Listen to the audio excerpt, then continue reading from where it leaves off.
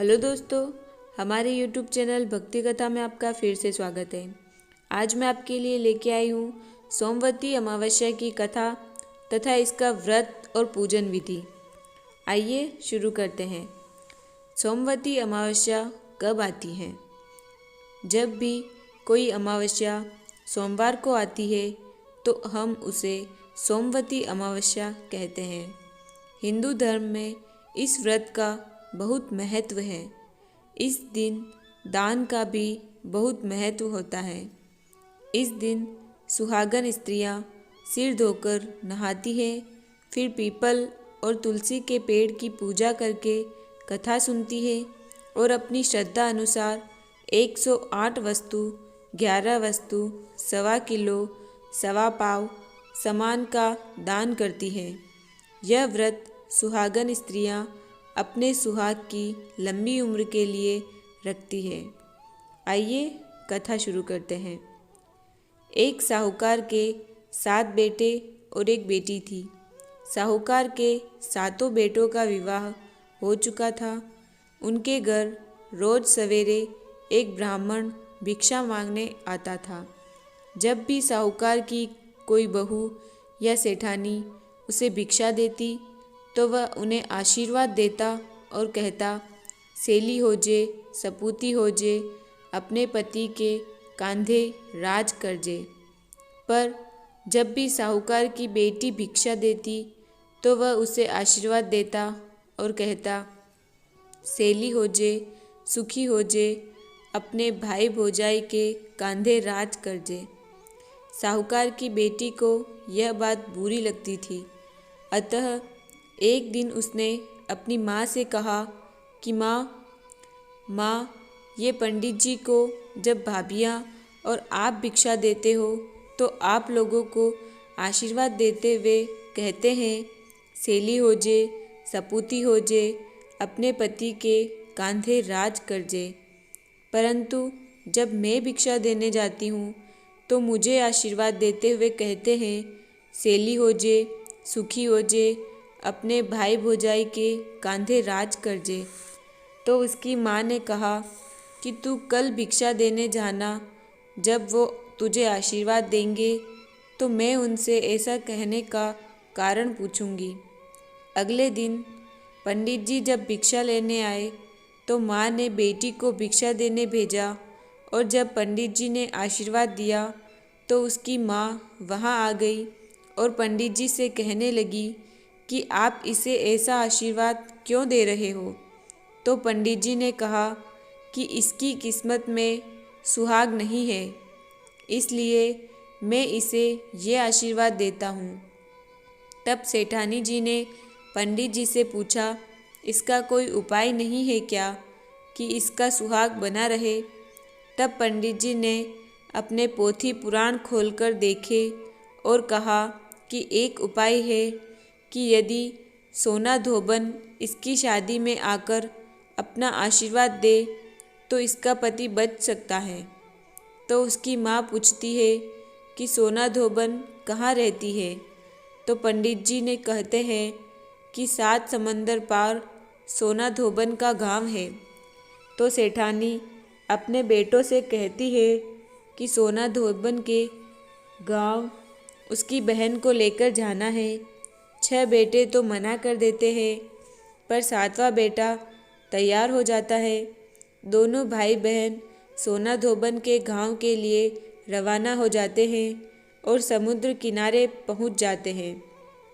वहां समुद्र पार करने के लिए दोनों एक पेड़ के नीचे बैठ जाते हैं। उसी समय पेड़ के नीचे बोबी में से एक सांप निकलता है और पेड़ पर चढ़ने लगता है। उसी समय बहन की नज़र उस सांप पर पड़ जाती है तो वह अपने भाई से कहती है कि देख, किस पक्षी के अंडे पेड़ पर हैं जिसे ये सांप मारकर खा जाएगा। तब भाई उस सांप को मारकर वही टोकरी से ढक देता है। शाम को जब हंस हंसिनी आते हैं तो आज उन्हें अपने अंडे घोंसले में रखे मिलते हैं। हंसिनी खुश होकर कहती हैं कि रोज तो कोई पापी हमारे अंडे मार कर खा जाता था। तब वह बहन उनसे कहती हैं, वह उन्हें टोकरी के नीचे पड़ा सांप दिखती है तो रोज यह सांप आपके अंडे खा जाता था। आज हमने उसे मार दिया। इससे हंस हंसिनी बहुत खुश होते हैं और उन्हें अगले दिन अपनी पीठ पर बैठाकर समुद्र पर सोना धोबन के गांव में छोड़ देते हैं। सोना धोबन का भी बहुत बड़ा परिवार था, जिसमें उसके बेटे बहुएं सब साथ में रहते थे।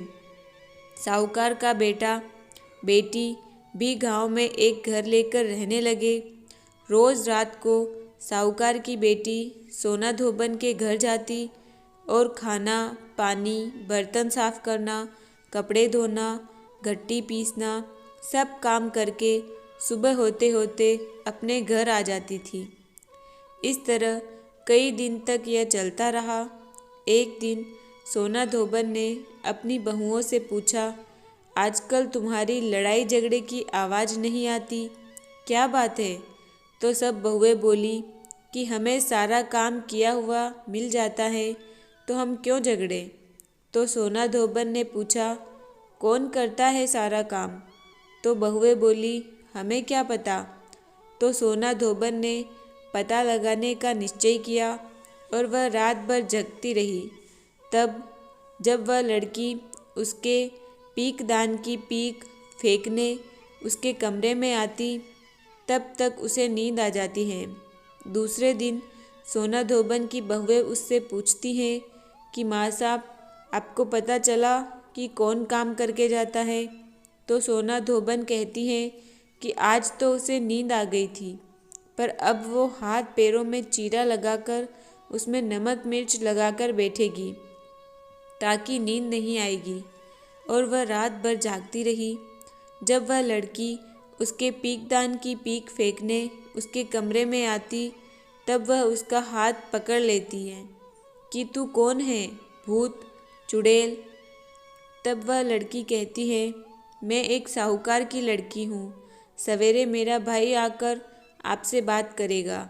सवेरे उसका भाई आकर सारी बात बताता है तो सोना धोबन उसकी शादी में आने को तैयार हो जाती है और उनसे कहती कि आप शादी के पहले मुझे न्योता दे देना, मैं शादी के दिन आ जाऊंगी।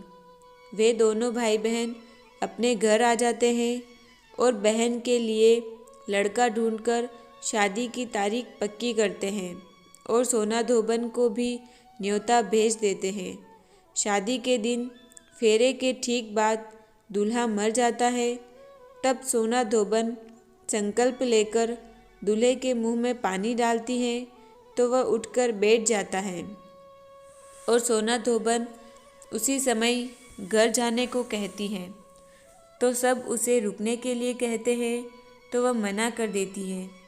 सब उसे विदाई के लिए सामान देते हैं पर वह मना कर देती है और केवल मंडप की एक चवरी लेती है। अगले दिन सोमवती अमावस्या होती है। सोना धोबन समुद्र किनारे ही सोमवती अमावस्या की पूजन करती है। वह हमेशा सोमवती अमावस्या को 108 वस्तु का दान देती थी।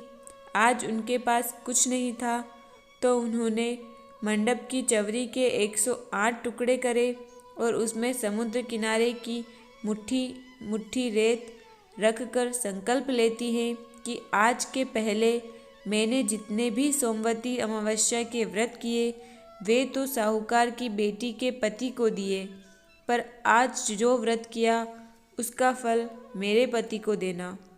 और बहुत से ब्राह्मण जिनको सोना धोबन दान देती थी वे सब वहीं आ जाते हैं और उससे वही दान लेते हैं। पर कुछ लोग रेत और चवरी का टुकड़ा देखकर उसे वहीं फेंक देते हैं और कुछ सीधे साधे लोग उसे भी ले जाते हैं। घर जाकर वो सब सोना और हीरे बन जाते हैं।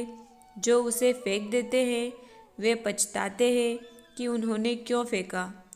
अब सोना धोबन घर पहुंचती है तो वहाँ रोना मचा रहता है। सोना धोबन का पति मर जाता है। उन्होंने जाने से पहले घर में सबको बोल दिया था कि मेरे पीछे से कुछ हो जाए तो वैसा ही रहने देना। सोना धोबन घर पहुँचते ही संकल्प लेती है कि आज से पहले कि सोमवती अमावस्या का फल उस साहूकार की बेटी के पति को दिया और आज के व्रत का फल मेरे पति को लगे, कहकर अपने पति के मुंह में जल डालती है और उसके पति उठ बैठते हैं। हे भगवान, सोमवती अमावस्या व्रत का जैसा फल आपने सोना धोबन को दिया वैसा सबको देना। कथा अधूरी हो तो पूरी करना और पूरी हो तो मान करना।